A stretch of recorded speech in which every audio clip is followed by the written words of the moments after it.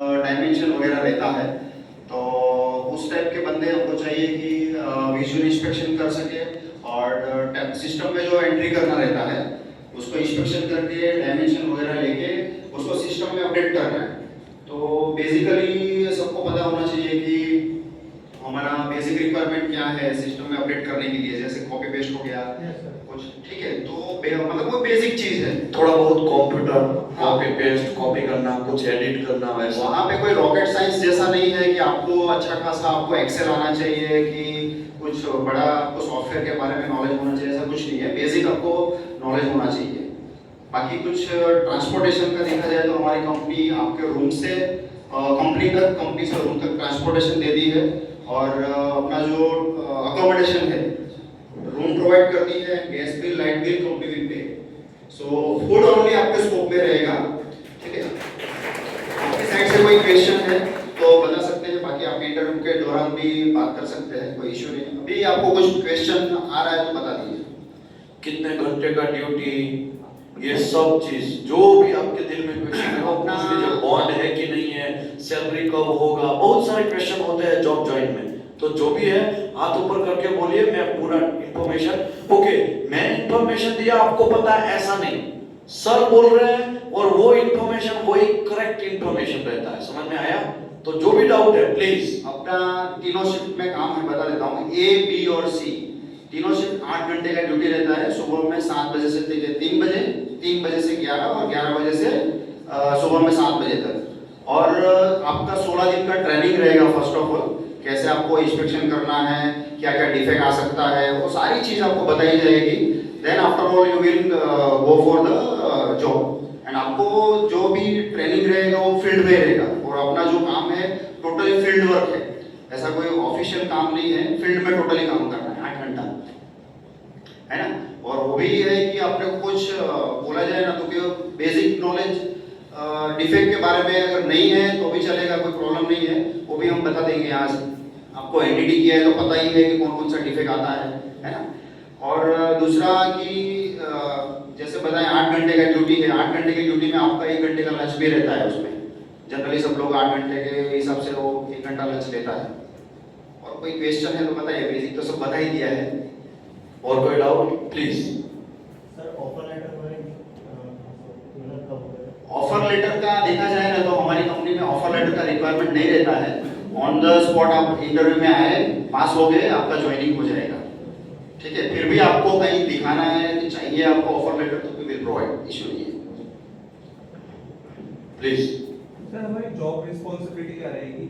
Job responsibility आपका ये रहेगा, आपका जॉब रोल यही रहेगा कि आपको 8 घंटे में टोटली इंस्पेक्शन करना है। विजुअल इंस्पेक्शन देखा जाए तो स्टील मैन्युफैक्चरिंग प्लांट है अपना, ठीक है। प्लेट बना दी है कंपनी, तो एक सरफेस, टॉप सरफेस देखना है, बॉटम सरफेस देखना है एंड उसका डायमेंशन लेना है, जैसे length, width, thickness, diagonal difference, ये सारी चीज आपको बताया जाएगा कैसे लेना है, क्या करना है। वही अपना जॉब रिस्पॉन्सिबिलिटी देखा जाएगा, एज ए क्यूसी इंस्पेक्टर का जॉब है अपना।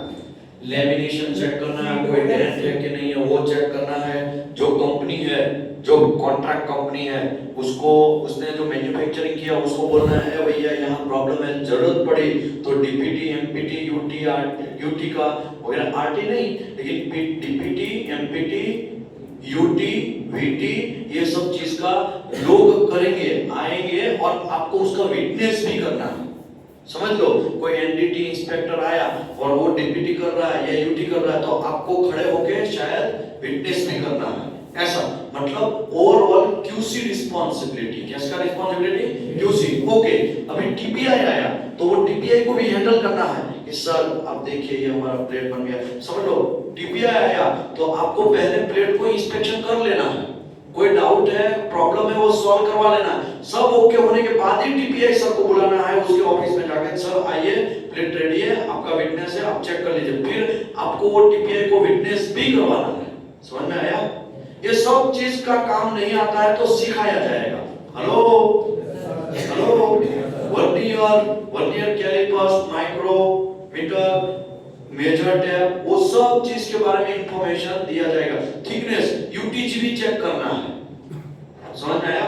ओके, यहाँ पे यूटीजी टेक्नीशियन अलग से नहीं है। मैंने आपको बोला था क्यूसी एंड यूटीजी दोनों एक सिक्के के दो पहलू है ना। तो तो यूटीजी का मशीन रखा होगा, वहां से मशीन निकालना है और जगह जगह पे आपको मैंने सिखाया प्लेट को कैसे इंस्पेक्शन करना, कैसे देखना है। तो वो भी जरूरत पड़ी तब लेना, वो भी डाउटफुल केस में कि अगर यहाँ पे मुझे डाउटफुल है, यहाँ 12 mm थिकनेस होना चाहिए लेकिन थोड़ा कम दिख रहा है, तो आपको थिकनेस मीटर से यूटीजी भी करना है। हेलो, मतलब ओके। दूसरी बात समझ लो, आप कंपनी के अंदर फ्री रहे तो अगल बगल में बहुत सारे प्लांट में जो काम चल रहा है वो सीख भी सकते हैं पैरेलल। बात समझे?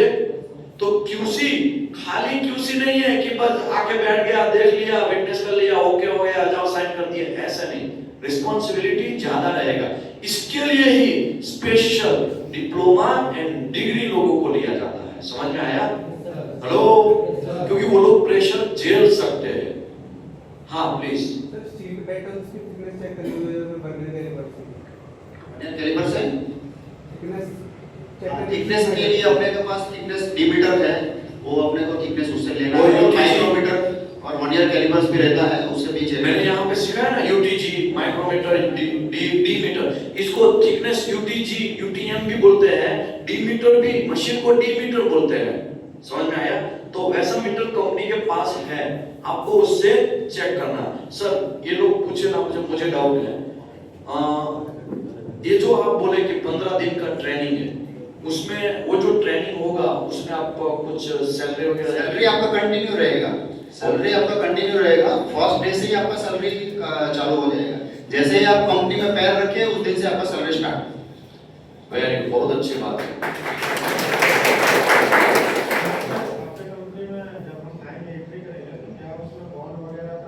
कोई देखो, हमारे पास पे कोई बॉन्ड नहीं करवाते हम लोग, लेकिन हमारा एक टर्म्स एंड कंडीशन है कि आपको मिनिमम इतना 6 मंथ 1 ईयर आपको देना है। वो आपके लिए भी अच्छा है, आपका एक्सपीरियंस भी गेन होगा और आप कहीं पे भी जाओगे तो आप बता सकते हो कि मैं इतना बड़ा एमएनएस कंपनी में काम कर रहा हूँ, ठीक है। और हमारे यहाँ एक्सपीरियंस लेटर भी वो आपको भी प्रोवाइड करेंगे, तो आपको काम लगेगा। 1-2 महीने का कोई आपका वैल्यू नहीं रहेगा, ठीक है। तो दूसरी चीज ये आपने जो बताया, क्या बताया आपने? बॉन्ड की बात है। बॉन्ड हमारी कंपनी में कोई होता नहीं है, लेकिन 1 मंथ का नोटिस पीरियड रहता है। अगर आपको जाना है तो 1 मंथ पहले आपको नोटिस पीरियड देके जाना है। भले कोई भी कंपनी में आपको जाना है, तो जो कंपनी में आपने इंटरव्यू दिया है वहां पे भी तुमको क्या बोलना है? 1 मंथ के बाद में ज्वाइनिंग देगा, क्योंकि मुझे यहाँ पे नोटिस पीरियड है। तो वो सभी कंपनी मानती है। ओके, तो आपको यहाँ पे बोल देना है कि सर मेरा लास्ट डे है नेक्स्ट मंथ की ये तारीख को, मैं जाने वाला हूँ, मैं अभी ये रिजाइन दे रहा हूँ ऑफिशियली।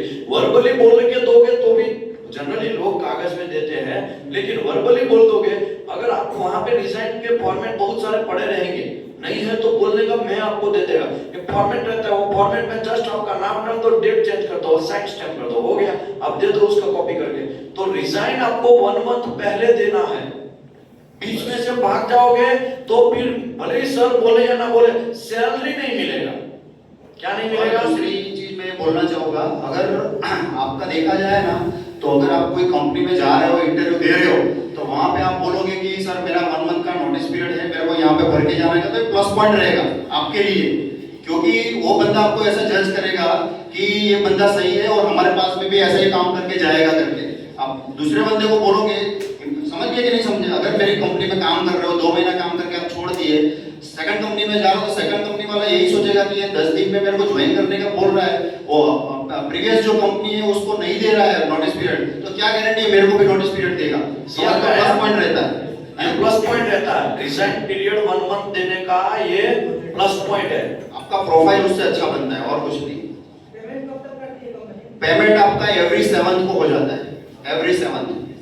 और अगर सैटरडे आया है 7th को, सॉरी संडे आया है तो सैटरडे को हो जाता है, 6 को हो जाता है। 2025 में राजशेखर करके लड़का था, मैं उसका व्हाट्सएप चैट आपको दिखाएगा। अगर सर चले जाएंगे या तो अभी मेरे पास टाइम नहीं, मोबाइल थोड़ा वो है, मैं राजशेखर का आपको नोटिस दिखाएगा। 2025 में ज्वाइन किया था, आज वो अदानी में है। कहाँ पे है? अदानी कंपनी में रिजाइन मारा उसने, कुछ 1 साल रुकने के बाद आज अदानी में है। 60,000 रुपया सैलरी है। उसने स्टार्टिंग 17,000 से किया था। कितने से?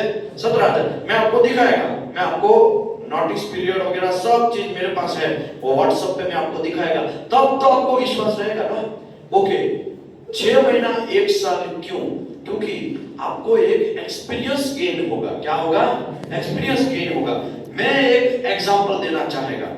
समझ लो ये बंदे का सिलेक्शन हुआ XYZ कंपनी में, ये बंदे का सिलेक्शन हुआ, 2-3-4 महीना तो इसको सिखाने में जाएगा।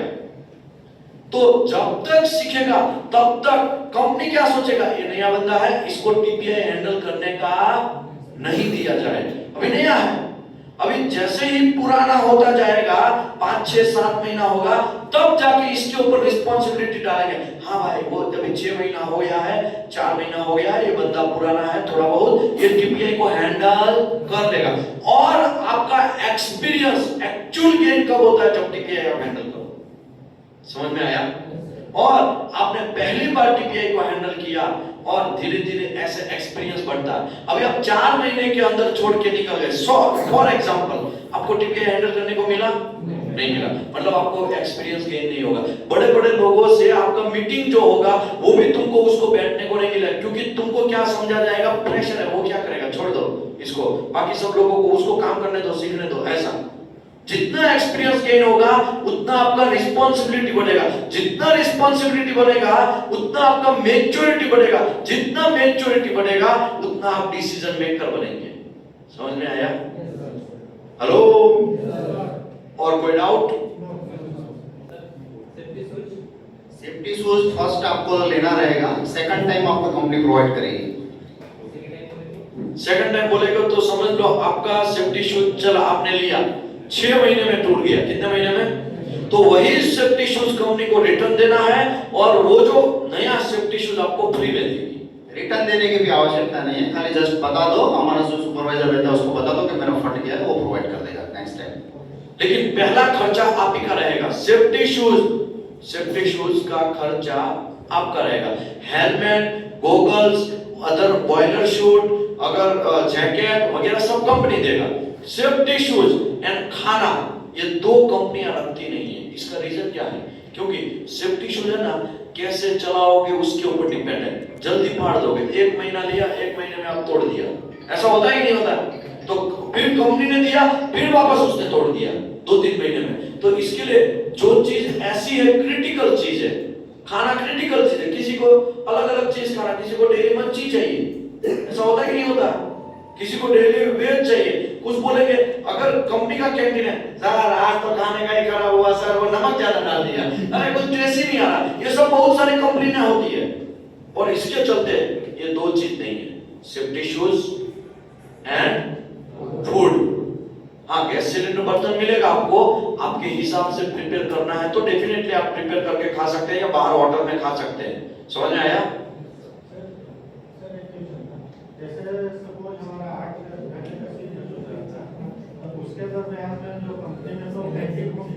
कंपनी में कैंटीन है, यस।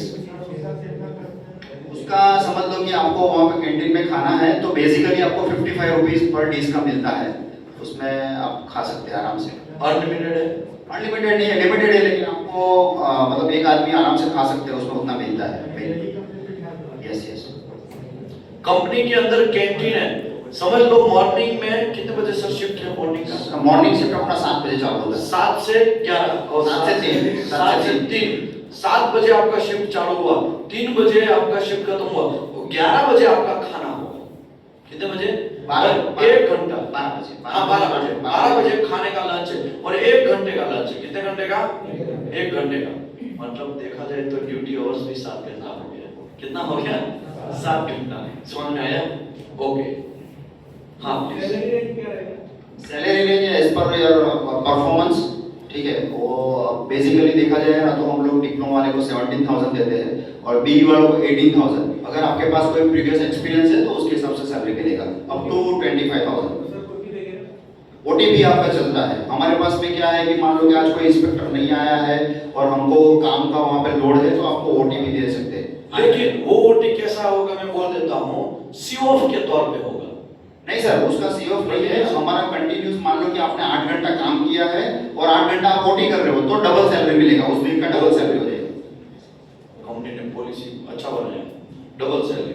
मुझे देखो, जब क्यूसी की पोस्ट में जाते हैं ना, तो जनरली क्या होता है, सीओ होता है, उसके सैलरी नहीं होती है, क्योंकि आप स्टाफ मेंबर है। क्या है, आप इंजीनियर लेवल है, आपका स्टाफ है, आप इंजीनियर लेवल है, तो आपको ओटी का प्रावधान नहीं है। वर्कर कैटेगरी में ओटी का प्रावधान होता है, लेकिन ये कंपनी में तो स्टाफ को भी क्या है, ओटी क्या है, बेसिकली आपका फॉर एग्जांपल आपका 800 पर रुपीस पर डे आपका 800 बन रहा है, तो आपने डबल किया तो पर डे का आपको 1600 मिलेगा, डबल किया है तो समझ लो।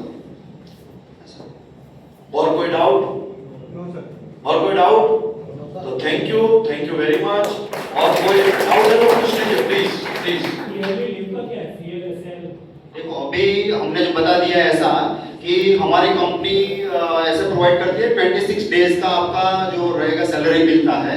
अगर आपका 25 दिन का तुम्हारा प्रेजेंट मिला तो 25 दिन का सैलरी मिलेगा, आपने 28 दिन किया तो 28 दिन का सैलरी मिलेगा। ठीक है, वही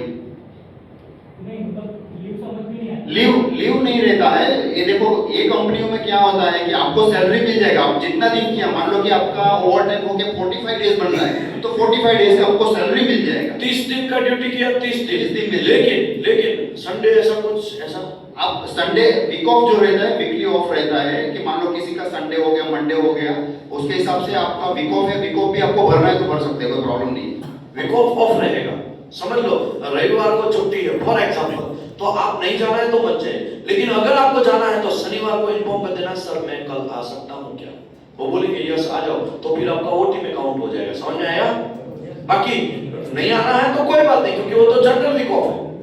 हेलो सर, वो और भी उससे मुझे क्वेश्चन आया कि समझ लो जॉब उसने ज्वाइन कर लिया, फिर गवर्नमेंट छुट्टी ऐसा कुछ साल का 22 या 10 15 ऐसा। देखो पीएच जो रहता है हमारा, जो साल का हार्डली 7-8 पीएच रहता है, तो वो पीएच का आपको डबल पैसा मिलता है। उस दिन आप अगर ड्यूटी गए तो मान लो फॉर एग्जांपल आपका रक्षाबंधन है, रक्षाबंधन के दिन आप गए तो उस दिन का पीएच है, कंपनी प्रोवाइड किया है पीएच, तो आपको उस दिन का डबल सैलरी मिलेगा।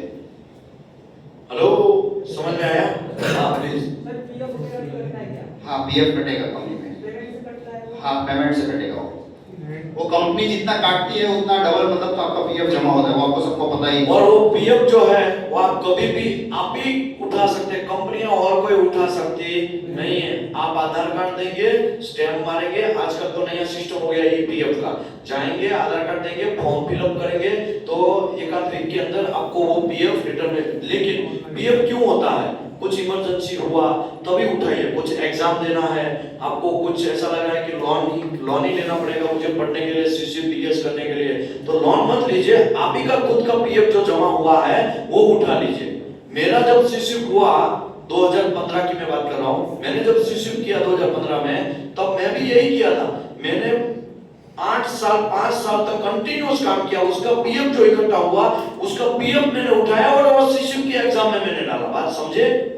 ओके, तो वो पीएफ जमा होता है। मुझे ये बोलो 1500 2000 हर मंथ अगर सबमिट होता है, आप ही के अकाउंट में सबमिट होता है तो अच्छी बात है ना, वरना ऐसे ही तो तुम्हारे पास आएंगे, तुम नया कपड़ा ले लोगे, शूज ले लोगे, जूता ले लोगे, चश्मा खरीदोगे, बाइक का सोचोगे, इससे अच्छा उसको क्या हो जाने दो, सेव करने दो, क्योंकि तुम एक साल में 1500 2000 रुपया सेव नहीं कर सकते, वो भी तुम्हारे ही अकाउंट में जा रहा है ना। हेलो सर, कितना पीएफ कटता है अंदाज पे? पीएफ अंदाज से आपका समझ जाए ना तो 1500 के आसपास, प्रोफेशनल टैक्स और वो दोनों हो के 1500 समथिंग कटेगा। तो 1500 वो और 1500 कंपनी डालेगा, 3000 हर मंथ कंपनी अलग से डालेगा, वो तुम्हारे अकाउंट से नहीं, लेकिन ये 1500 तुम्हारे सैलरी से डिडक्ट होगा। समझ में आया? और 1500 कंपनी डालेगा, 1500 कौन डालेगा? कंपनी। तो एक्चुअली 1 मंथ में 3000 आपका सेव होगा। तुम समझा? हेलो जी, और कोई डाउट? देखो बिलो ईएसआईसी तुम्हारा क्या रहता है, ईएसआईसी तुम्हारा बिलो 20,000 सैलरी रहेगा तो उसमें ईएसआईसी कटता है, वो 200 रुपया रहता है ईएसआईसी का मेरे ख्याल से। Okay please.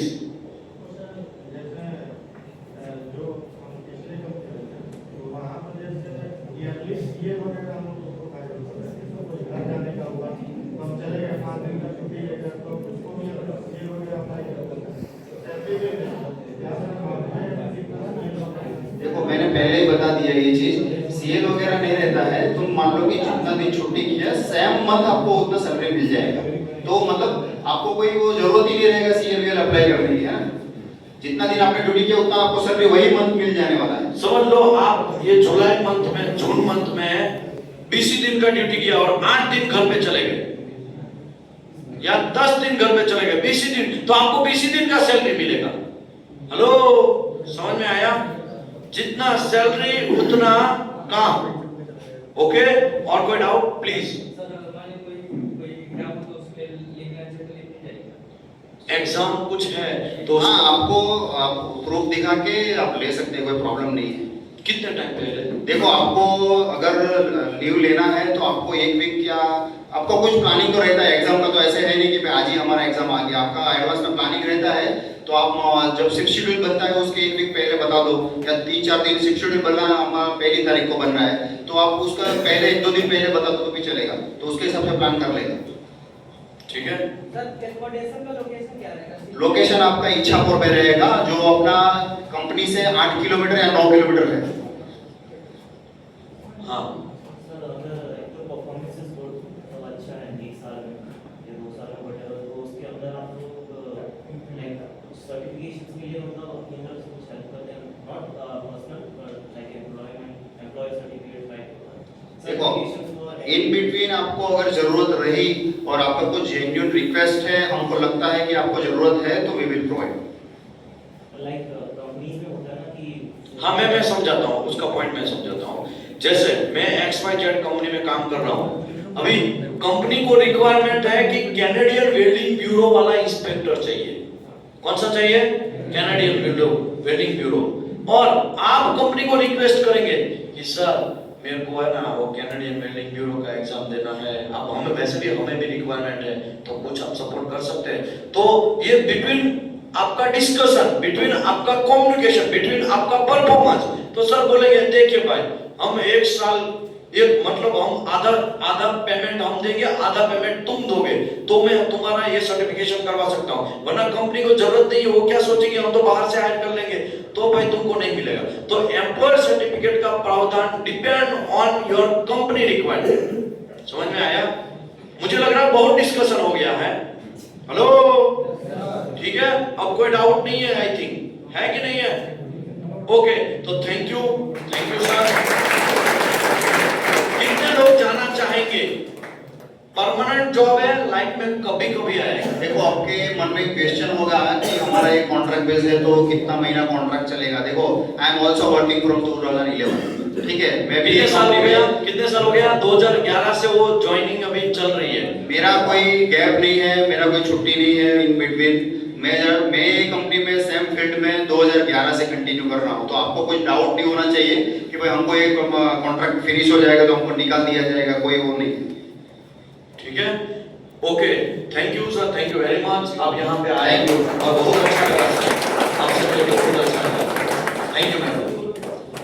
ओके, तो जिन लोगों को जाना है वो लोग अभी इंटरव्यू स्टार्ट कर सकते हैं। हम लोग अभी इंटरव्यू थोड़ी देर में 5 मिनट आप यहाँ बैठिए, मैं अभी वहाँ पे इंटरव्यू प्रिपरेशन करवाता हूँ और इंटरव्यू स्टार्ट करते हैं। जो भी क्वेश्चन है प्लीज।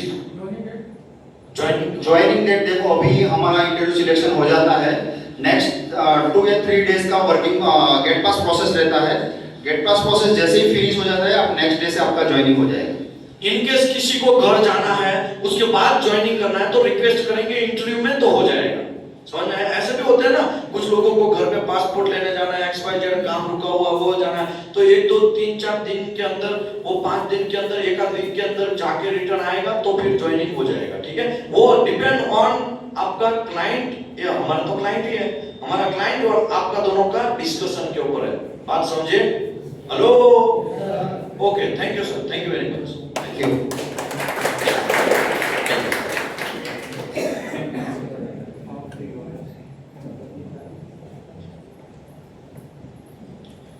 जितने लोगों को आना है वो आ सकते हैं, अभी इंटरव्यू स्टार्ट होगा तो